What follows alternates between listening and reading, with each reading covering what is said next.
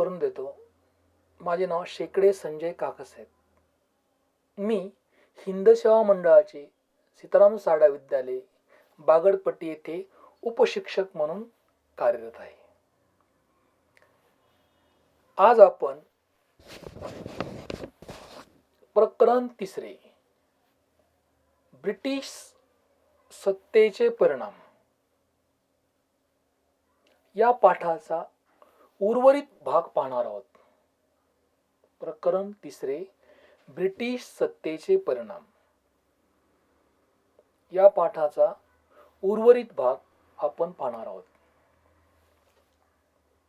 आपल्या पुढील महत्त्वाचा मुद्दा आहे कायद्यापुढील समानता. कायद्यापुढील समानता. भारतात पूर्वी ठिकठिकाणी वेगवेगळे कायदे होते. भारतात पूर्वी काय होते? ठिकठिकाणी काय होते? वेगवेगळे कायदे होते.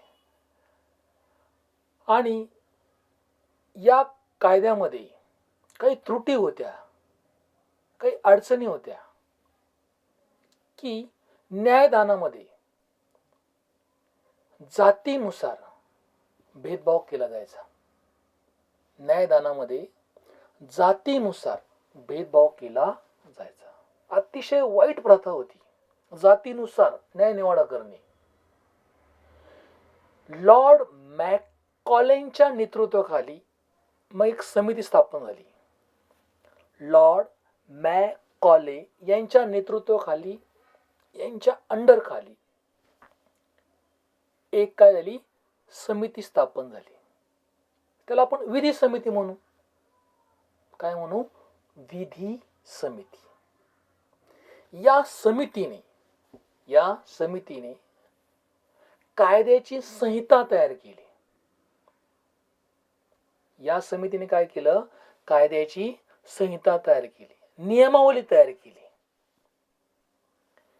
सर्वात चांगली गोष्ट म्हणजे त्यांनी काय केली की सर्व भारतात एकच कायदा लागू केला. सर्व भारतामध्ये, पूर्ण इंडिया, ऑल ओव्हर इंडिया एकच कायदा. आणि या कायद्यापुढे सर्व समान आहेत. अतिशय महत्वाची गोष्ट आहे पहा की कायद्यापुढे काय येतं? सर्व समान आहेत. हे तत्व इंग्रजांनी काय केलं? रूढ केलं. या पद्धतीत सुद्धा काही दोष होते असं नाही, होते दोष. पण सर्वात महत्वाचं म्हणजे कायद्यापुढे राजा आणि रंक सारखेच. कोणी असो, तो आर्थिकदृष्ट्या श्रीमंत असेल, गरीब असेल, हा उच्च जातीचा, हा हलक्या जातीचा, असा कोणताही भेदभाव केला जाणार नाही. तर कायद्यापुढे म्हणजे काय? सर्व समान आहेत. हे तत्व अतिशय महत्वाचं आहे. आता या पद्धतीमध्ये काही त्रुटी होत्या, काही अडचणी होत्या. महत्वाची त्रुटी म्हणजे काय?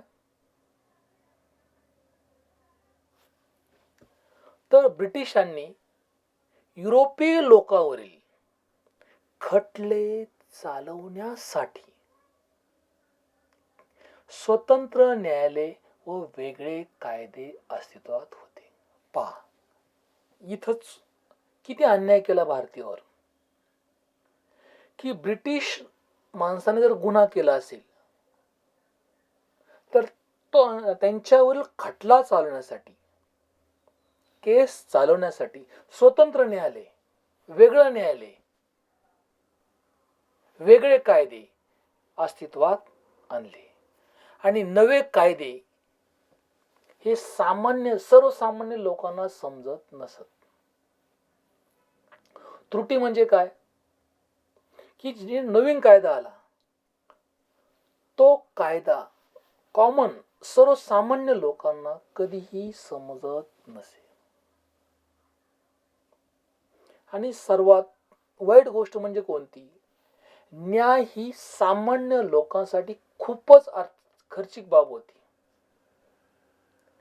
सर्वसामान्य लोकांसाठी, कॉमन पीपल, अतिशय महागडी आणि खर्चिक बाब होती. माणूस या खर्चाला घाबरायचा. दुसरा वीक पॉइंट, एक कमजोरी कोणती होती तर हे खटले वर्षानुवर्ष चालत, हे खटले वर्षानुवर्ष काय व्हायचं, चालत असत. आणि याला माणूस कंटाळत असे. आता साहजिकच आहे ना, कोर्टात तारीख आहे, केस चालू आहे, आपलं काम सोडून आपण काय करतो, कोर्टात जातो. कोर्टात गेल्याच्या नंतर कधी तांत्रिक अडचणीमुळे पुढची दुसरी तारीख मिळते आपल्याला. आणि यामुळं अशा अनेक कारणांमुळं हे खटले वर्षानुवर्ष काय होतात, चालतात. आणि त्यामुळे सर्वसामान्य माणूस काय होतो, याला वैतागतो. आणि दुसरी महत्वाची बाब म्हणजे खर्चिक बाब. अतिशय केस किंवा हा खटला चालण्यासाठी पैसा लागतो. त्यामुळे सहजासहजी माणूस खटले किंवा या गोष्टीकडे जात नाही.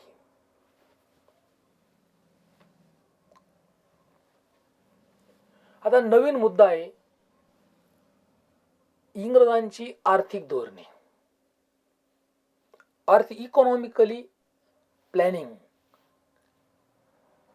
प्राचीन काळापासून भारतावर आक्रमण होत राहिलेले आहेत आणि अनेक आक्रमक भारतामध्ये स्थायिक झाले.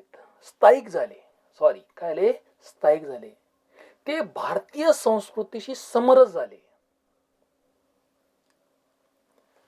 पूर्वीच्या काळापासून भारतावर अनेक असे आक्रमण झाले आणि हे जे आक्रमक होते हे नंतर भारतामध्ये स्थायिक झाले, सेटल होणे. भारतामध्ये काय झाले, स्थायिक झाले आणि ते भारतीय संस्कृतीशी समरस झाले. त्यांनी जरी राज्य केले तरी भारताच्या अर्थव्यवस्थेत मूलभूत बदल केले नाहीत. इंग्रज सोडून ज्यांनी भारतावर आक्रमण केलं, भारतामध्ये स्थायिक झाले, पण आर्थिक गोष्टीमध्ये किंवा अंतर्गत राज्यकारभारामध्ये कोणत्याही प्रकारची ढवळाढवळ किंवा हस्तक्षेप त्यांनी केला नाही. फक्त तो हस्तक्षेप कोणी केला, इंग्रजांनी. कारण इंग्रजांचे मात्र तसे नव्हते. इंग्लंड हे आधुनिक राष्ट्र होते, मॉडर्न. आणि औद्योगिक क्रांतीमुळे तेथील भांडवलशाही अर्थव्यवस्था रूढ झाली होती. इकॉनॉमिकली, आर्थिक दृष्ट्या इंग्लंड हे खूप मजबूत राष्ट्र आहे, स्ट्रॉंग आहे. आणि या अर्थव्यवस्थेला पोषक अशी अर्थव्यवस्था त्यांनी काय केली होती, निर्माण केली होती, सपोर्ट. आणि अशी अर्थव्यवस्था त्यांनी भारतात रुजवली. भारतात रुजवल्यामुळे इंग्लंडला त्याचा खूप आर्थिक लाभ झाला. इंग्लंड हे अतिशय श्रीमंत झाले. आणि परंतु भारतीयांचे मात्र आर्थिक शोषण झाले. भारत गरीब होत गेला आणि इंग्लंड हे श्रीमंत होत गेले. अशी दरी भारत आणि इंग्लंडमध्ये निर्माण झाली. आता जो नवीन मुद्दा आहे, जमीन महसूल विषयक धोरण. जमीन महसूल म्हणजे काय, या विषयक धोरण काय आहे, तर इंग्रजी अंमल सुरू होण्यापूर्वी खेड्यातील अर्थव्यवस्था अतिशय स्वयंपूर्ण होती. इंग्रज येण्यापूर्वी भारतामधील जे खेडे आहेत, जो ग्रामीण भाग आहे, हा अतिशय सुजलम सुपलम, आर्थिक दृष्ट्या श्रीमंत होता. या सर्व गरजा गावातच भागवल्या जायच्या.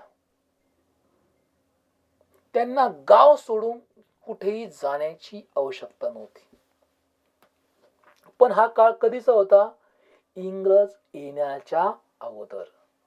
आपली खेडी ही आर्थिकदृष्ट्या अतिशय स्वयंपूर्ण होती.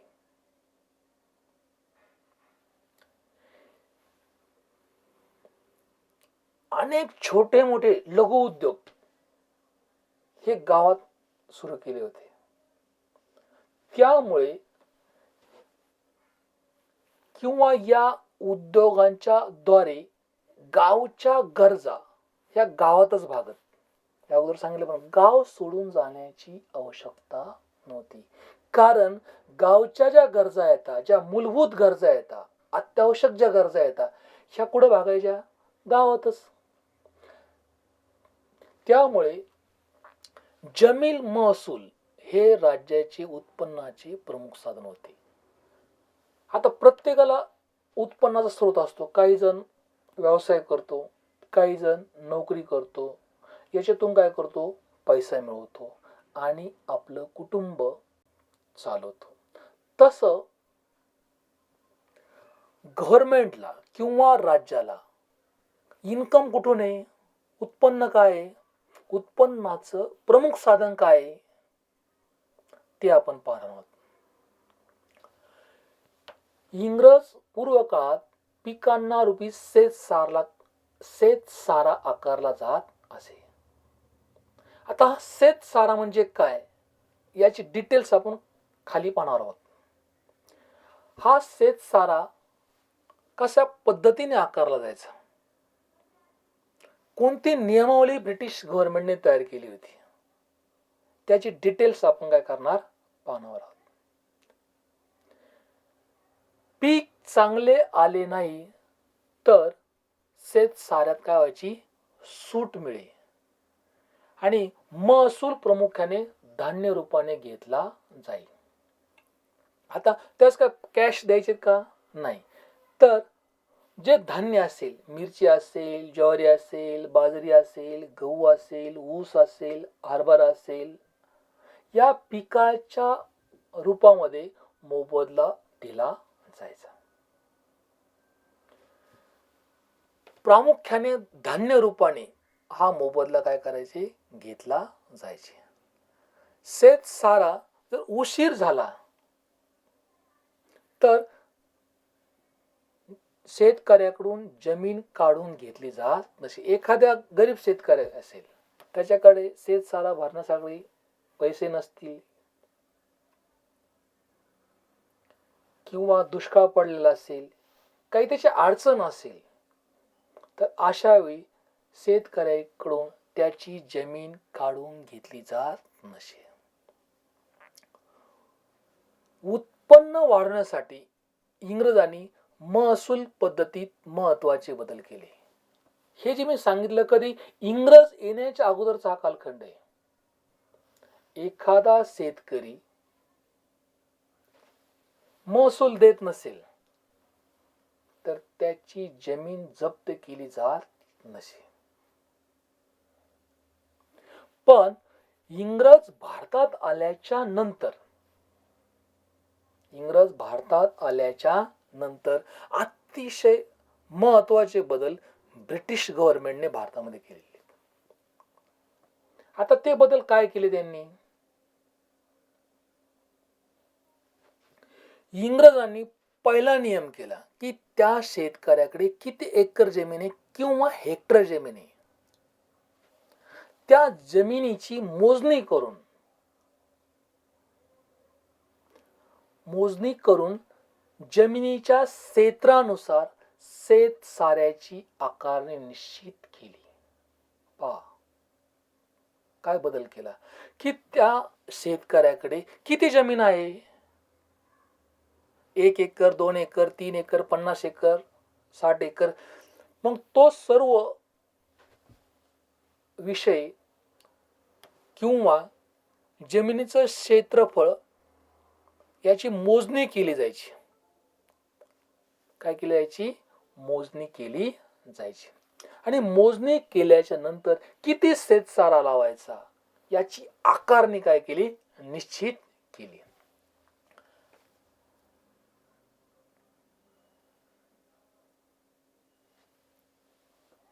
आणि परत अशी सक्ती केली जायची, एक तर तुम्ही कॅश भरा, रोख रक्कम, आणि ती सुद्धा ठराविक वेळेत, टाइम लिमिट राहायचं त्याला, त्या वेळेतच तुम्ही रोख रक्कम भरली पाहिजे, अशी सक्ती शेतकऱ्यावर केली जायची. जर एखादा शेतकरी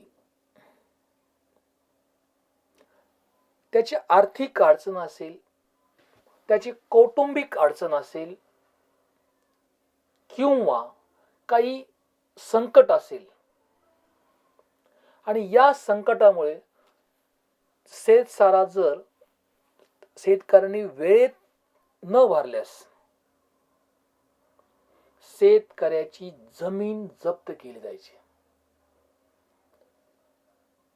परत एकदा सांगतो, एखादा शेतकरी वेळेत शेतसारा भरू शकत नाही.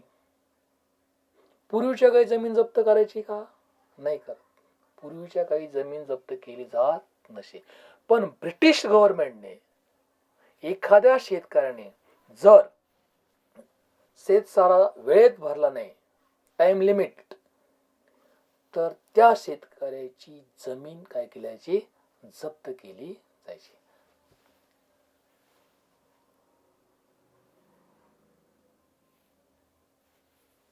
असा जो नियम केला, आणि महसूल गोळा करण्याची इंग्रजांची पद्धत भारताच्या वेगवेगळ्या भागात वेगवेगळी होती.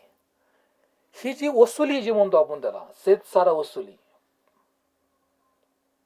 ही वसुलीचा जो कायदा होता तो सारखा नव्हता ऑल ओव्हर इंडिया, संपूर्ण भारतात.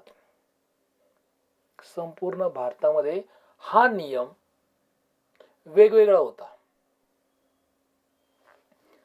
महसूल गोळा करण्याची इंग्रजीची पद्धत होती, ही भारताच्या वेगवेगळ्या भागात वेगवेगळी होती. सर्वत्र संपूर्ण भारतामध्ये शेतकऱ्याचे शोषण होत असे, शेतकऱ्यावर अन्याय होत असे. आता आहे नवीन मुद्दा, नव्या जमीन महसूल व्यवस्थेचे परिणाम. आता या कायद्याचे परिणाम काय झाले त्याचे डिटेल्स आपण पाहणार आहोत. नव्या जमीन महसूल व्यवस्थेचे अनिष्ट परिणाम ग्रामीण जीवनावर झाले. शहरी जीवनावर महसूल किंवा शेतसारा वसूल याचा परिणाम शहरी जीवनावर झाला नाही, पण या नियमाचा परिणाम ग्रामीण जीवनावर भरपूर मोठ्या प्रमाणात झाला.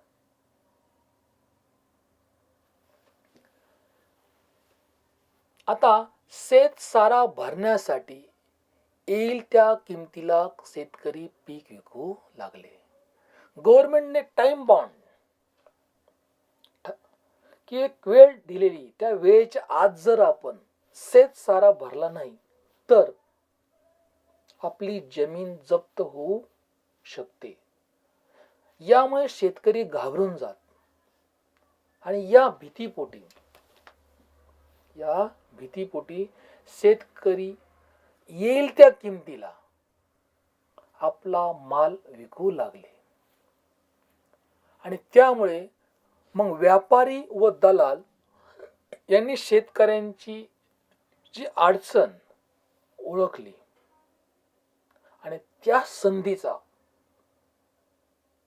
फायदा व्यापारी व दलाल यांनी घेतला. वाजवीपेक्षा कमी दराने त्यांचा माल खरेदी करू लागले. कोण खरेदी करत होतं? व्यापारी व दलाल. जी किंमत आहे 100 रुपये किंमत असेल तर 50 रुपयालाच तो घेणार. आणि अशा पद्धतीने व्यापारी व दलाल यांनी भरमसाठ नफा कमवला. प्रसंगी शेतकऱ्यांना सारा भरण्यासाठी आपली जमीन सावकाराकडे गहाण टाकून कर्ज घ्यावे लागे. मला शेतसारा भरायचा आहे, मग पैसा तर नाही, पीक सुद्धा आलं नाही. अशा वेळेस शेतकरी काय करत असेल, तर शेतकरी आपली जमीन सावकाराकडे गहाण टाकायचं, गहाण टाकून कर्ज घ्यायचे आणि मग काय करायचा, शेतसारा भरायचा. त्यामुळे अनेक शेतकरी कर्जबाजार झाले. कर्जाचा खूप मोठा डोंगर उभा राहिला आणि जर कर्जफेड झाली नाही तर त्यांना आपल्या जमिनी विकाव्या लागल्या. म्हणजे दोन्ही बाजूने शेतकऱ्यावर अन्याय झालेला आहे. वेळेत जर कर्जफेड झाली नाही तर शेतकरी आपली जमीन काय करायचा, विकायचा. सरकार जमीनदारावर सावकार व्यापारी सर्व शेतकऱ्यांचे शोषण करत होते. कोण कोण शोषण करत होतं? सरकार, ब्रिटिश सरकार. नंबर 2 सावकार. नंबर 3 व्यापारी. नंबर 4 दलाल. या सर्वांनी मिळून भारतामधील गरीब शेतकऱ्याचे खूप शोषण केले.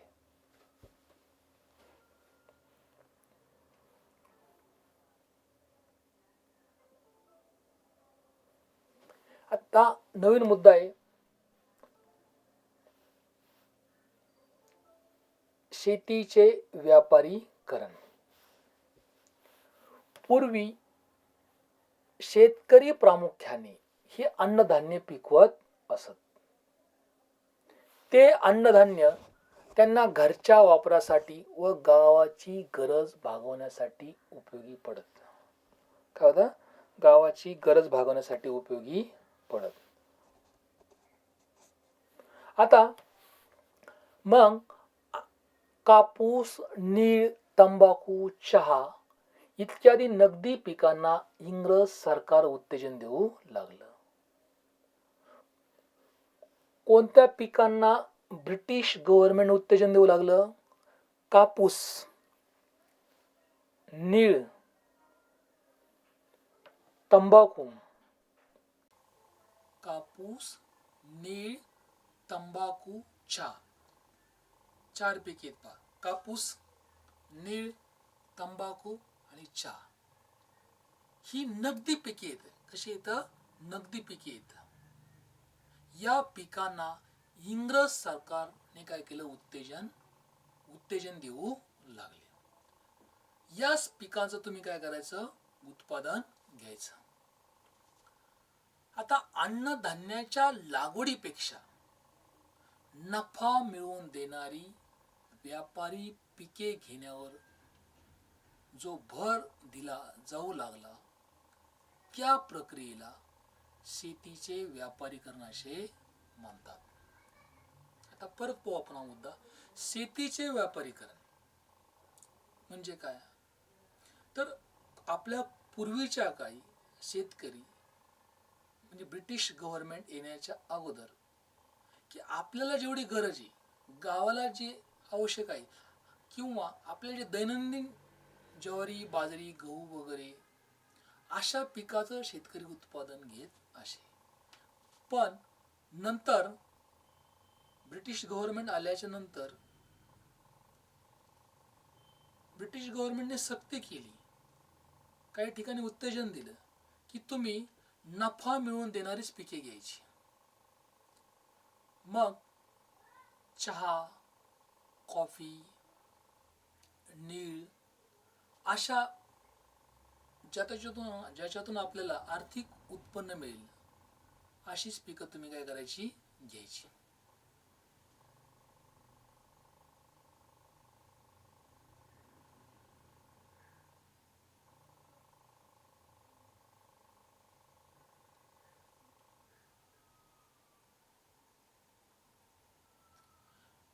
सन 1860 ते 1900 या काळात भारतात मोठे दुष्काळ पडले,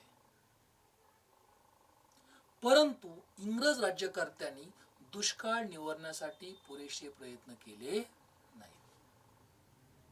1860 ते 1900 या काळामध्ये भारतात खूप मोठा दुष्काळ पडला होता आणि या दुष्काळाच्या काळात ब्रिटिश गव्हर्नमेंटने दुष्काळ निवारण्यासाठी जे प्रयत्न करायला पाहिजे होते ते प्रयत्न ब्रिटिश गव्हर्नमेंटने केले नाही. तसेच पाणी पुरवठ्याच्या योजनेवर सुद्धा फारसा खर्च केला नाही की अन्न वस्त्र निवारा जशा मानवाच्या मूलभूत गरजा आहेत तसं पाणी ही माणसाची अतिशय महत्वाची गरज आहे. ती सप्लाय करणे, तिचा पुरवठा करणे, त्या योजना राबवणे, या योजनेवर सुद्धा ब्रिटिश गव्हर्नमेंटने काही खर्च केला नाही. आता नंतरचा मुद्दा आहे वाहतूक, ट्रान्सपोर्ट. दळणवळण व्यवस्थित सुधारणा कशामुळे होऊ शकते तर फक्त वाहतुकीमुळे. इंग्रजांनी व्यापार वृद्धी आणि प्रशासनाची सोय यासाठी भारतात वाहतूक व दळणवळण व्यवस्था सुरू केली होती. खूप काळजी भारतीयांची यासाठी त्यांनी वाहतूक व्यवस्था सुरू केली नाही. तर त्यामागचा जो मुख्य उद्देश होता की आपण जो व्यापार करतो तो व्यापार खूप वाढला पाहिजे, आपण श्रीमंत झालं पाहिजे. आणि दुसरा जो भाग होता की प्रशासन, जी नोकरशाही होती, या नोकरशाहीची सोय करण्यासाठी भारतात वाहतूक व दळणवळण यांची आधुनिक सोयीसुविधा काय केल्या, निर्माण केल्या. आता काय केलं त्यांनी सोयीसुविधा? कोलकाता व दिल्ली यांना जोडणारा महामार्ग त्यांनी बांधला. प्रश्न असा येईल विद्यार्थी मित्रांनो, कोलकाता व दिल्ली यांना जोडणारा महामार्ग कोणी बांधला? तर कोलकाता व दिल्ली यांना जोडणारा महामार्ग ब्रिटिशांनी बांधला. तसेच 1853 साली मुंबई ठाणे रेल्वे मार्गावर आगगाडी धावू लागली.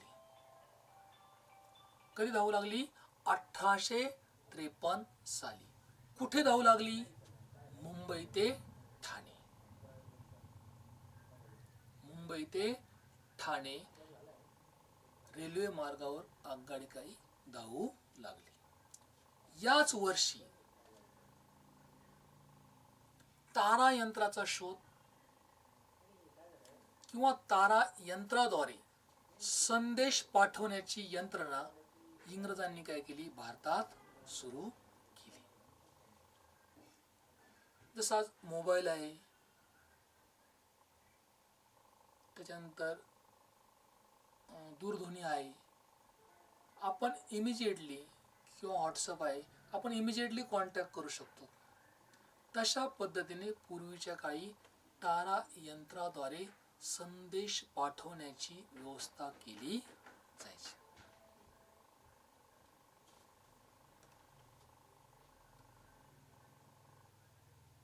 या यंत्रणेने भारतातील जे प्रमुख शहर होते आणि लष्करी ठाणे एकमेकांना जोडले. या यंत्रणेने काय केलं, भारतामध्ये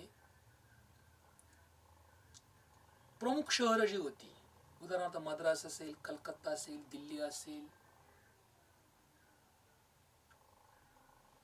कोलकाता असेल, ही शहरे काय आली, एकमेकांना यंत्रणेने जोडली. त्याचप्रमाणे इंग्रजांनी काय केली, डाक व्यवस्था काय सुरू केली. आणि या सर्व सुधारणांमुळे भारतीय समाज जीवनावर त्याचे दूरगामी असे परिणाम झाले आणि देशाच्या विविध भागामधील लोकांचा परस्पराशी संपर्क वाढला, कॉन्टॅक्ट्स वाढले आणि त्यामुळे त्यांच्यातील एकतेची भावना वाढण्यास